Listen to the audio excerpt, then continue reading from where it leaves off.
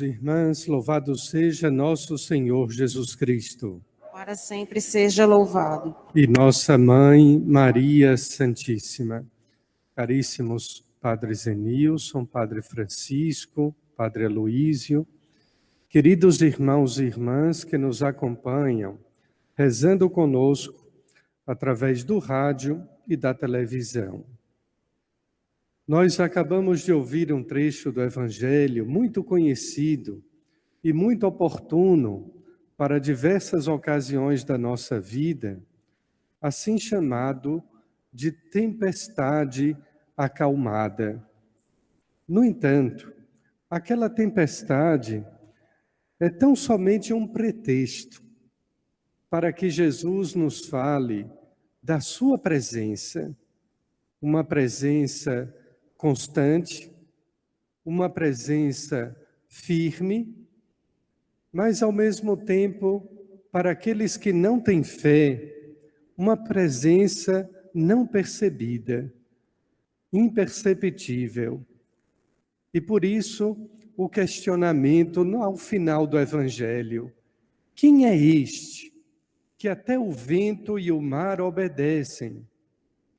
A pergunta é sem resposta, porque a resposta está implícita a toda a cena, a todo o conjunto da presença de Deus em nossa vida.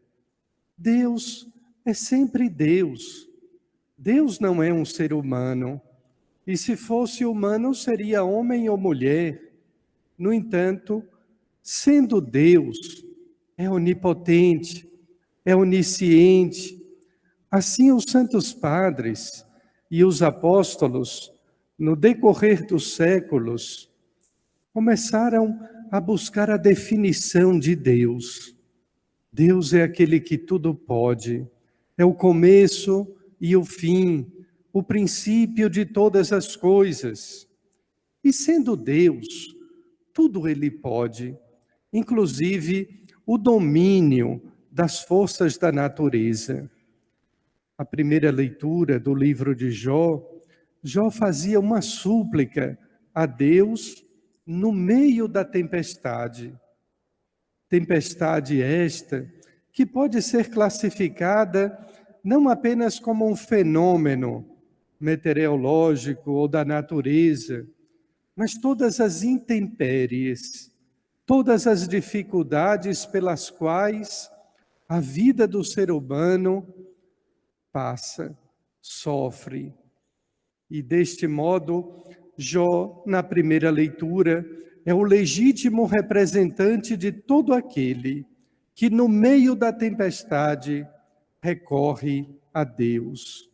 Assim como um dos apóstolos também recorreu a Jesus ao perguntar-lhe: Senhor, não te importas que estejamos a perecer? No meio da dificuldade, em meio a situações difíceis, nada melhor do que pela fé ter Deus a quem recorrer. Assim fez Jó, assim fez um daqueles discípulos. Senhor, não te importas que estejamos a perecer? Assim também, nesse tempo atual de pandemia, onde a imprensa contabiliza os mortos, nós também temos fé, nós também temos a possibilidade de recorrer a Deus no meio desta tempestade chamada pandemia e dizer-lhe: Senhor, não te importas que estejamos a perecer? Tantos são aqueles que querem emitir opiniões. Não se preocupem, não vou dar opinião, até porque não me compete. Me compete, como bispo, como sacerdote, sim, rezar. Rezar pelos que sofrem, rezar pelo mundo que padece, e recorrer a Deus dizendo-lhe: Senhor, não te importas que estejamos a perecer? Ao contrário disso, aqueles que não têm fé buscam números, querem encontrar culpados, querem fazer protestos e desejam que a humanidade se salve.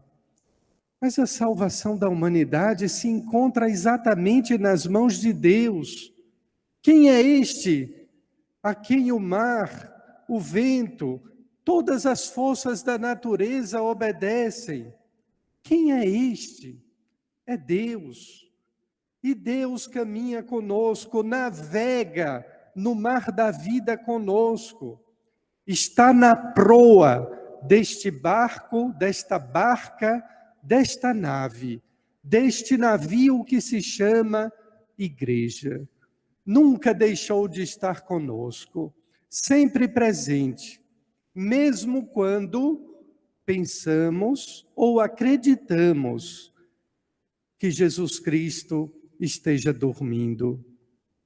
Aquele que nos guarda, aquele que nos protege, não dorme nem cochila. Nós é que deixamos a nossa fé adormecida. Nós que precisamos, de quando em vez, mansamente tocar os ombros ou o coração de Jesus e dizer-lhe: desperta, Senhor, acorde a fé que dorme dentro de mim, porque realmente aquele que nos protege, que nos cuida, jamais dormirá. Nós é que deixamos adormecida a nossa fé, deixamos dormir o Cristo que caminha conosco. Ele se importa sim, porque toda a vida é importante. Ele se importa nos momentos em que cada um dos seus filhos sofremos, perecemos, padecemos. Como é importante para Deus cuidar de cada um de nós que temos fé, que recorremos a Ele neste vale de lágrimas, exatamente quando o barco da nossa vida parece só sobrar, parece naufragar, e nós recorremos a Ele, gemendo e chorando, porque Ele tudo pode, Ele é Deus. E porque nós temos fé, nós podemos recorrer a Ele. E foi exatamente isso também que nosso Senhor pergunta àqueles discípulos medrosos. Uma tempestade talvez de uma monta, igual ou semelhante a de um tsunami. Era noite, no meio do mar da Galileia, que não era um mar. E por isso, ao início, Jesus convida os seus discípulos, após despedir a multidão nem sempre sabe para onde caminhar ou para onde ir. Despede as multidões e convida os discípulos para ir à outra margem. A outra margem era o lago, o mar da Galileia, que possui na sua distância mais longa 12 quilômetros entre uma margem e outra. O convite que Jesus nos faz, não às multidões, repito, mas a quem é seu discípulo, é ir para a outra margem, é ir para o outro lado, é ir para cima, é ir para Deus. Como somos cansados de caminhar de um lado para outro, de uma ponta a outra, mas o convite de Jesus Cristo é exatamente esse: ir para outra margem, o lugar onde Deus se encontra. Mas para tal viagem, para tal empreendimento, é necessário a fé. E por isso, diante dos obstáculos da vida, das circunstâncias tempestuosas da nossa vida, quando a tempestade parece nos engolir, quanto sofrimento, quantos problemas, quanta coisa ameaçou a nossa vida, o pequeno barquinho da nossa existência a naufragar. Pensávamos até que não íamos sobreviver àquele problema. Imaginávamos até que não íamos conseguir viver depois daquela tempestade que se abateu sobre a nossa vida. Mas como é importante confiar em Deus, crer e confiar. E por isso a pergunta dele aos discípulos e também a nós: ainda não tendes fé? No meio da tempestade, segure na mão de Deus. No meio da dificuldade, creia. Quando tudo parece naufragar, ter esta certeza própria de quem confia em Deus.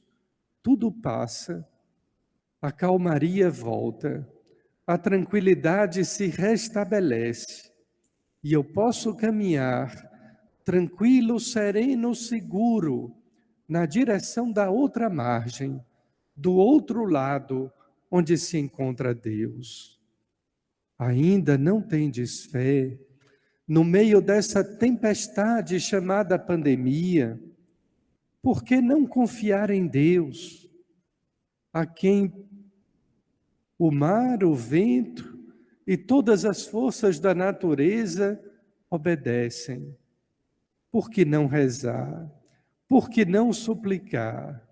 Por que não confiar naquele que tudo pode? Queridos irmãos e irmãs, São Paulo, na segunda leitura, dizia-nos com tamanha veemência e com grande força: devemos viver para Deus. Se vivemos para Deus, somos felizes. Eis a questão: o egoísmo humano quer nos fazer viver para nós mesmos, viver para os nossos planos e projetos. E eis que de repente se abate uma tempestade, um tsunami tão grande que o ser humano se dá conta, ainda não se deu, hein? Que somente quem tudo pode é Deus. Ainda não nos consideramos os detentores do poder, que podemos reverter tudo, que podemos mudar todas as situações do mundo. E está aí a prova: não podemos, somos insuficientes e incapazes, mas ainda assim não tomamos a consciência de que dependemos de Deus, que somente Deus tudo pode, somente Ele para nos salvar desta tempestade, somente aqui, neste barco, nesta nave que se chama igreja, nós podemos navegar para o outro lado, para a outra margem. Queridos irmãos e irmãs, quantas lições nós temos tido na vida e não temos aprendido. Entre todas elas, a grande lição é exatamente esta: a lição de fé. Aprender quem é Deus, o valor importantíssimo de Jesus Cristo, para quem tudo é importante, sobretudo a nossa vida e a nossa alma. Alimentemos a nossa fé, procuremos a Deus incessantemente, para que na proa do barco da nossa vida não o deixemos cochilar, porque o vigia não dorme e não cochila, para que ele nos conduza nestes mares da vida, ora calmo, ora agitado, possamos chegar, possamos desembarcar no porto seguro da eternidade, aonde se encontra Deus. Amém.